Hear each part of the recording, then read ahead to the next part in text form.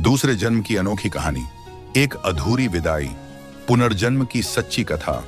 राजस्थान के एक शांत रेगिस्तानी गांव में एक दिन एक लड़की ने जन्म लिया। जब वह 4 साल की हुई तब उसने अजीब सी बातें कहनी शुरू कर दी। वह बार बार अपनी मां से कहती, मुझे यहां नहीं रहना, मेरा असली घर उस पहाड़ी के पार है। वहां मेरी एक छोटी बहन है जो अब भी मेरा इंतजार कर रही है। शुरुआत में सबने सोचा यह बच्ची कल्पना करती है, लेकिन कुछ ही महीनों में वह सपनों में रात रात भर रोने लगी।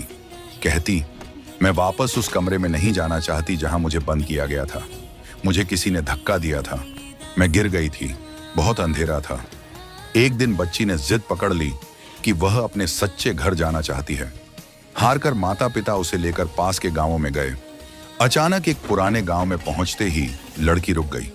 एक टूटी हवेली को देखकर उसने कहा, यहीं था मेरा कमरा, यहीं था वो आंगन जहां मैं खेलती थी। वहां खड़े कुछ बुजुर्ग स्तब्ध रह गए। उन्होंने बताया कि कुछ साल पहले यहां एक 16 साल की लड़की की रहस्यमयी मौत हुई थी। वह छत से गिर गई थी, लेकिन लोग आज तक नहीं समझ पाए कि उसने छलांग क्यों लगाई या किसी ने उसे धक्का दिया।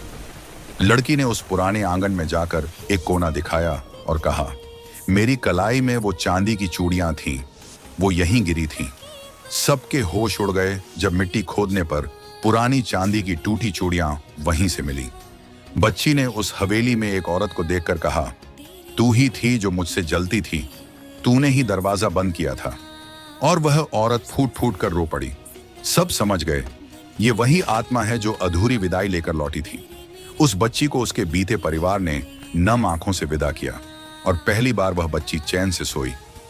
कभी कभी आत्मा को शांति तब मिलती है जब उसका सच सुना जाए, भले ही वह जन्मों बाद क्यों ना लौटे।